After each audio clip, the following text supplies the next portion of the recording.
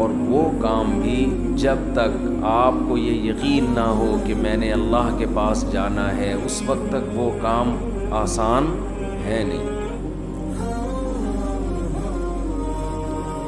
ان میں ایک اہم ترین کام نماز کے بعد، دیکھو اسلام میں جن کاموں کا بھی حکم دیا جاتا ہے نا، وہ نماز کے بعد ہیں۔ سب سے پہلے نماز ہے، شروع قرآن یہاں سے ہوتا ہے، یقیمون الصلاۃ ومما رزقناہم ینفقون۔ نیک بندوں کی علامت میں سب سے پہلی علامت نماز کو قائم کرتے ہیں، اور جو رزق ہم نے دیا یہ دوسری بڑی علامت ہے، جو رزق ہم نے انہیں دیا اس میں سے خرچ کرتے رہتے ہیں۔ ینفقون فعل مضارع ہے، جب کنٹینیو کوئی کام کیا جاتا ہے تو اس کے لیے استعمال ہوتا ہے۔ ینفقون کنٹینیو یہ کام کرتے رہتے ہیں۔ تو ایمان والوں کی دو علامتیں قرآن میں اللہ نے بہت زیادہ بیان کی ہیں، اور یہ دو کام نبی رمضان میں زیادہ نہیں بلکہ بہت زیادہ کیا کرتے تھے۔ ایک نماز بہت زیادہ، بار بار ایک مسئلہ میں ریپیٹ کرتا رہتا ہوں کہ 8 رکعت تراویح اگر رمضان میں ہوتی تو 8 تو عام دنوں میں بھی آپ نے پڑھی ہے، تو پھر رمضان میں یہ عبادت رات کی بہت زیادہ ہوتی ہے بھائی، یہ تو نارمل روٹین تھی۔ پھر وہی بات آتی ہے، بخاری کا حوالہ دیتے ہیں کہ حضرت عائشہ فرماتی ہیں کہ نبی رمضان غیر رمضان میں 8 پڑھتے تھے۔ بخاری کی دوسری حدیث اس کے خلاف ہے، یزید فی رمضان ما لا یزید فی غیرہ، رمضان کے علاوہ مہینوں میں اتنی عبادت نہیں ہوتی تھی جتنی رمضان میں ہوتی تھی۔ اس سے پتہ چلتا ہے رمضان میں یہ عبادت زیادہ۔ بخاری ہی کی دوسری حدیث اس کے اگینسٹ ہے۔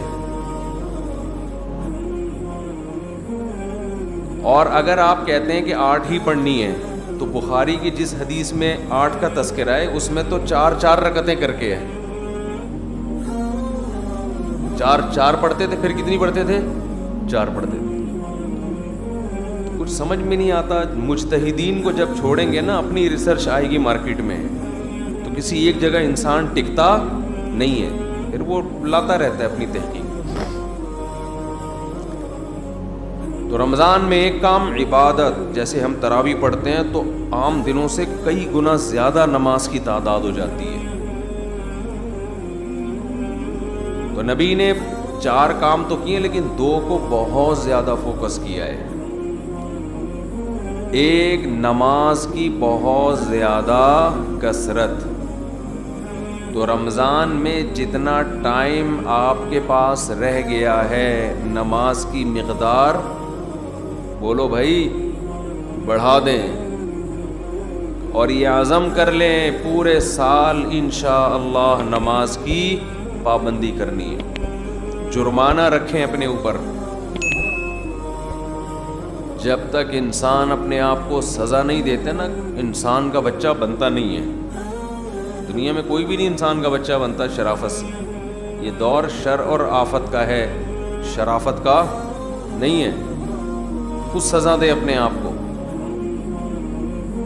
فجر کی نماز جس دن رہ جائے اس دن ناشتہ بول، ناشتہ نہیں کرنا اس دن۔ دوسرا کام جو بہت زیادہ نبی نے رمضان میں کیا ہے، حضرت عائشہ رضی اللہ تعالی عنہا فرماتی ہیں رمضان میں آپ صلی اللہ علیہ وسلم سخاوت کا دریا بن جایا کرتے تھے۔ قرآن بار بار ذکر کرتا ہے کہ ہمارے نیک بندے خرچ کرتے رہتے ہیں۔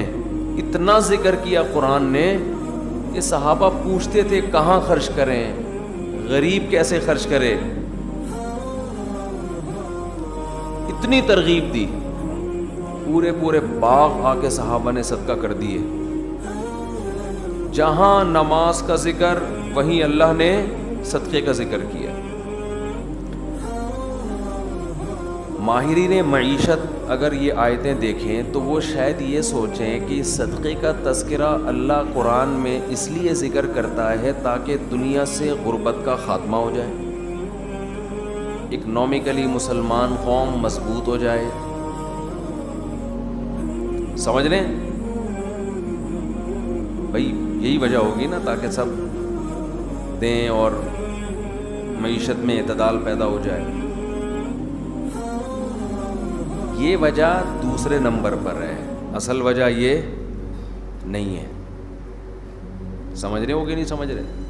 یہ اصل وجہ بولو نہیں ہے.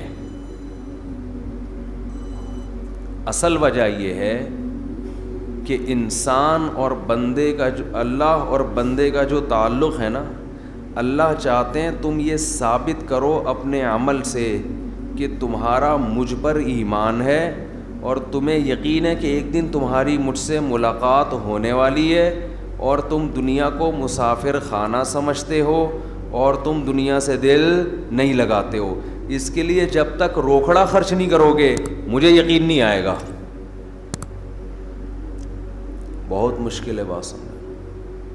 اس کے لیے جب تک روکھڑا خرچ نہیں ہوگا، اللہ کہتے ہیں مجھے تمہارے دعووں پر یقین نہیں آئے گا. اس کی مثال دیتا ہوں میں.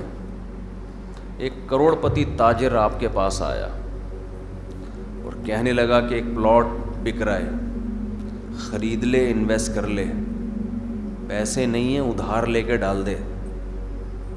1 کروڑ کا لے گا، میں تجھے قسم اٹھا کے کہتا ہوں 1 مہینے میں 30-40 لاکھ اس کی قیمت بڑھ جائے گی. پھر نہ بولنا کہ سودا ہاتھ سے نکل گیا. اس کی جگہ جب میں ہوں گا تو میں اسے مشورہ دوں گا، اگر تجھے اتنا ہی یقین ہے کہ یہ 1 مہینے میں 1 کروڑ سے 1 کروڑ 50 لاکھ کا ہو جائے گا تو اپنے پیسے لگا دے. کیا خیال ہے بھائی؟ اب وہ جواب میں این آ چوں چاں چیں چوں کرنے لگے، اس کا مطلب اس کو یقین بولو نہیں ہے. اس کو کسی نے یہ پلاٹ آپ کو پہنانے کا حکم دیا ہے، اس کا کمیشن ہے کہ یار اس کو پہنا دے، یہ سبزی والے بھی اس سے پیسے لے کے بھاگے ہوئے اور پتہ نہیں کون کون یہ خرید لے گا. جس کو یقین ہوتا ہے وہ اپنا سودا جانے دیتا ہے. بعض لوگ کیا کرتے ہیں کہ ہم اسٹیٹ ایجنٹ کو پیسے دیں گے کہ پلاٹ خریدو اور بیچو، تو دے دیں، بہت اچھی بات ہے. لیکن عام طور پہ اسٹیٹ ایجنٹ کیا کرتے ہیں، اور بہت صحیح کرتے ہیں وہ، کیونکہ ان کی جگہ آپ ہوتے تو آپ بھی یہی کر رہے ہوتے. جہاں لگا کہ انویسٹمنٹ کم اور پروفٹ زیادہ تو وہ آپ کا نہیں بلکہ اپنا پیسہ لگائے گا اس میں. سمجھتے ہو؟ اور جہاں لگا کہ انویسٹمنٹ زیادہ ہے پروفٹ کم ہے، وہاں کمیشن پہ آپ کو وہ پلاٹ پہنا دے گا. اپنا کمیشن رکھ لے گا 2%، 1% جو بھی ہے آپ کو پہنا دے گا. وہ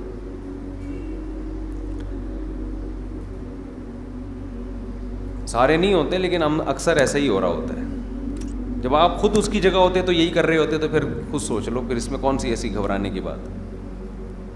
وہ کیوں لگائے گا آپ کے پیسے؟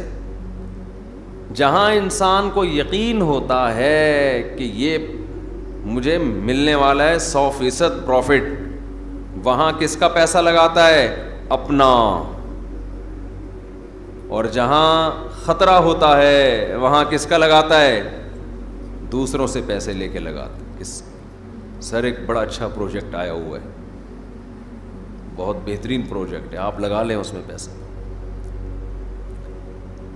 تو اللہ تعالیٰ یہ دیکھنے کے لیے کہ یہ مجھ پہ یقین رکھتے ہیں کہ نہیں رکھتے ہیں، یہ مجھے رزاق جو کہتے ہیں کہ میں روزی دیتا ہوں، یہ خالی پیلی کے نعرے ہیں، ہوائی باتیں ہیں، یا یہ مانتے ہیں کہ رزق کس کے ہاتھ میں ہے؟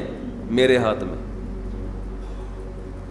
ان کو یقین ہے کہ ایک دن قیامت قائم ہوگی جس دن اپنے گناہوں کے بوجھ تلے یہ دبے ہوئے ہوں گے، اور اس دن ان کو پتہ ہے کہ اگر انہوں نے صدقہ خیرات کیا ہوگا تو اللہ کا غضب اس صدقے کی برکت سے ٹھنڈا ہوگا.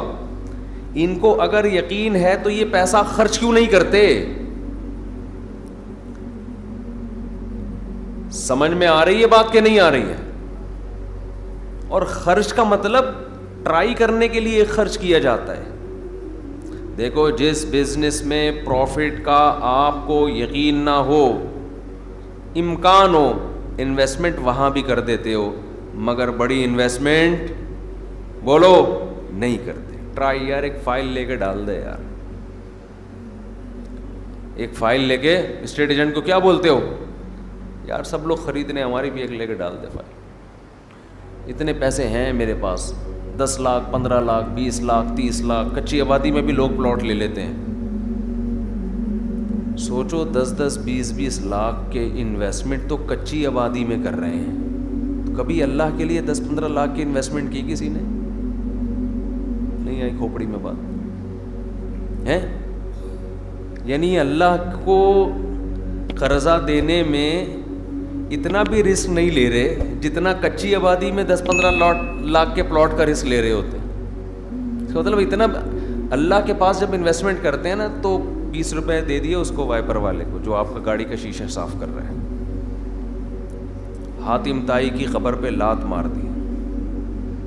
اللہ کے لیے جب انویسٹمنٹ کر رہے ہوتے ہیں تو گھر میں جو راشن آ رہا ہے, انڈے پراٹھے بیوی کو جو کھلا رہے ہیں, اسی میں نیت کر لی صدقے کی. ٹھیک ہے وہ بھی صدقہ ہے, لیکن وہ تو آپ کو دینا ہے, وہ تو نو کا آپشن ہی نہیں ہے آپ کے پاس. خیر کوئی رفیع بھائی, کوئی کسی کے پاس, کسی کے باپ کوئی مائی کا لال ایسا پیدا ہوا, گھر والوں نے کہا 6 انڈے لاؤ اور آپ 5 لے آئے, ایسے کوئی ہو سکتا ہے وہ چنگیز خان میں اتنی ہمت ہو. تو اللہ یہ دیکھنے کے لیے کہ مجھ پر ایمان رکھتا بھی ہے کہ نہیں رکھتا, تو اللہ ہم سے کیا مانگتے ہیں؟ پیسہ مانگتے ہیں. اس لیے نہیں کہ اکانومی ملک کی بحال ہو جائے, غربت کا خاتمہ ہو جائے. غربت کے خاتمے کے لیے اگر صدقے کا حکم ہوتا تو غریب کو صدقے کا حکم کیوں ہوتا کہ وہ بھی کرے صدقہ؟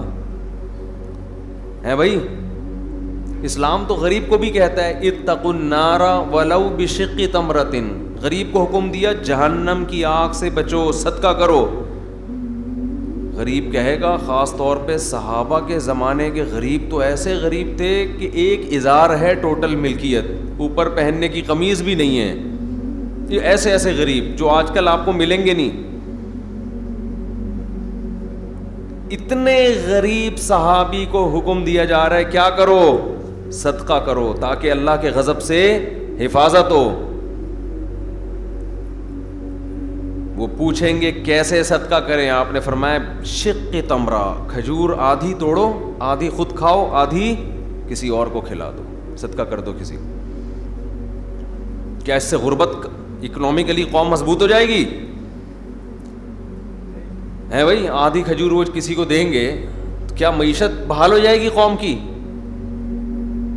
تو خوب سمجھ لو, زکوٰۃ صدقہ خیرات کا بنیادی مقصد قوم کو معاشی لحاظ سے مضبوط کرنا نہیں ہے, یہ اس کی ایک حکمت ہے. نتیجہ نکلے گا کہ قوم معاشی لحاظ سے مضبوط ہوگی, غربت کا خاتمہ ہوگا. نتائج میں یہ بات داخل ہے.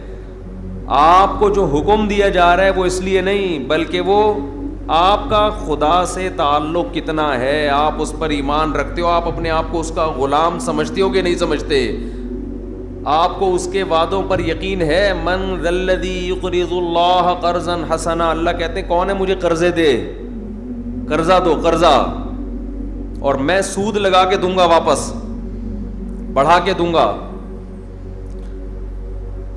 جس کو یقین ہے کہ رزاق اللہ ہے, کھلاتا وہ ہے, میں جو دے رہا ہوں یہ پیسے ضائع نہیں ہو رہے, یہ رب کو دے رہا ہوں, وہ سخاوت کا دریا بنتا ہے.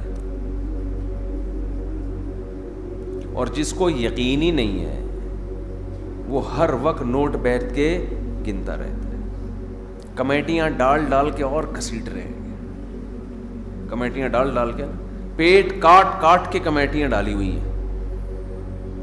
عربی میں نا کنجوس کے لیے 2 الگ الگ الفاظ استعمال ہوتے ہیں. دیر آر 2 types آف کنجوس. ایک کو بخیل کہتے ہیں اور ایک کو شحیح. شحیح شین اور حلوے والی ہا اور یا اور پھر حلوے والی ہا. روزے میں ذرا حلوے والی بات کرنے سے بھی اپنا مزہ ہے. تو اس کو کیا کہتے ہیں؟ شحیح. یہ کنجوس کی سپرلیٹو ڈگری ہے. کنجوس اسے کہتے ہیں جو دوسروں پہ خرچ نہ کرے. شحیح اتنا بڑا کنجوس جس کمبخت کو اپنے اوپر بھی خرچ نہیں کیا جا رہا اس سے. سمجھتے ہیں؟ یہ کنجوس کی وہ قسم ہے جو کمبخت اپنے اوپر بھی خرچ نہیں کرتا. 70 سال 80 سال عمر ہو گئی, بینکوں میں پیسے رکھے ہوئے ہیں, آڑے وقت میں کام آئے گا.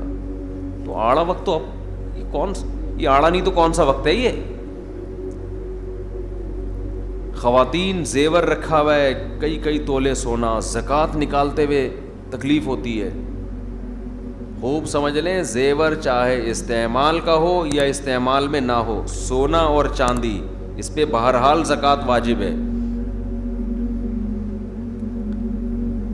خواتین کہتی ہیں کہ یہ ہم نے آڑے وقت کے لیے رکھا ہوا ہے. تو آڑا وقت تو آ گیا نا.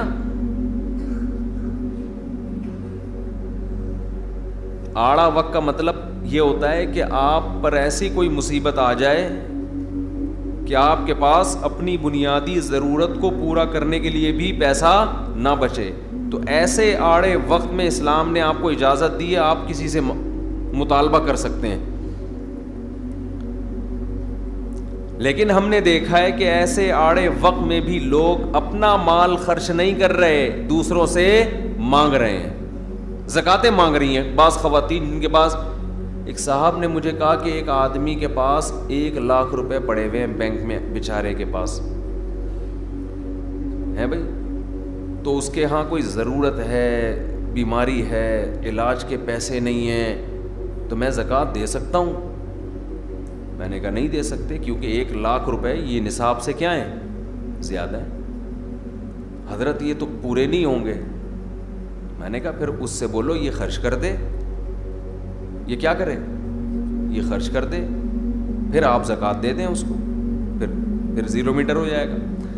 تو یہاں لوگ کہتے ہیں کہ وہ پیسے اس نے آڑے وقت کے لیے رکھے ہوئے ہیں. پتہ نہیں آڑے ترچھے وقت کی ڈیفینیشن ہے کیا؟ آڑا تو یہی وقت ہے نا کہ بیماری آ گئی اور پیسے نہیں ہیں, تو اب یہ آڑا وقت آ گیا, تو خرچ کرو پیسے. اس کو کہتے ہیں الذی جمع مالا وعددا. اہل جہنم کی علامت مال جمع کرتے ہیں اور اس کو بیٹھ کے گنتے رہتے ہیں. یہ تو اسٹور کرنے والی بات ہو گئی. پہلے اپنا پیسہ خرچ کرو بھائی.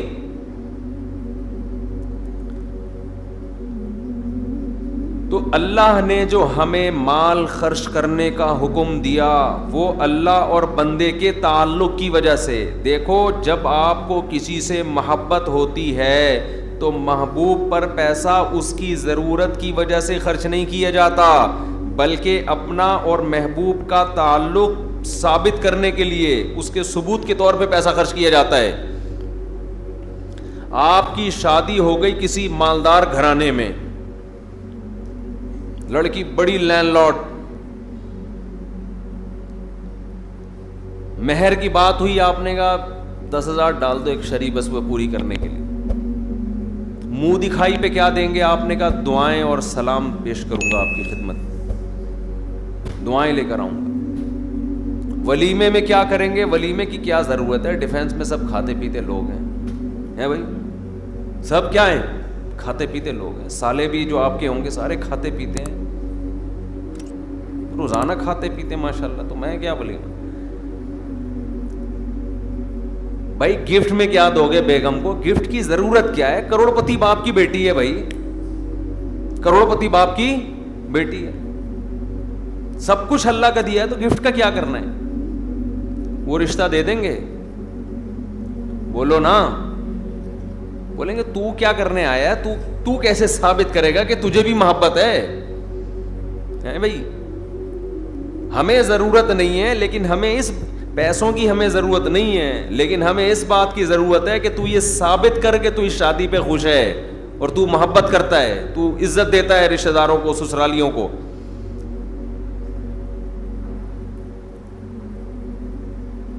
تو ملک میں غربت ختم ہو چکی ہو, کوئی غریب نہ ہو, کسی کو ضرورت نہ ہو, پھر بھی اللہ کیا کہتا ہے؟ آپ نے مال خرچ کرنا ہے. یہ نماز کی طرح ضروری ہے. اہل ایمان کی علامات میں سے وہ تلاش کرتے رہتے ہیں اللہ کو خوش کرنے کے لیے پیسہ نکالنا ہے, پیسہ. اب آپ ڈرے ہوئے ہوں گے مفتی صاحب اب مانگیں گے چندہ ٹائٹ والا.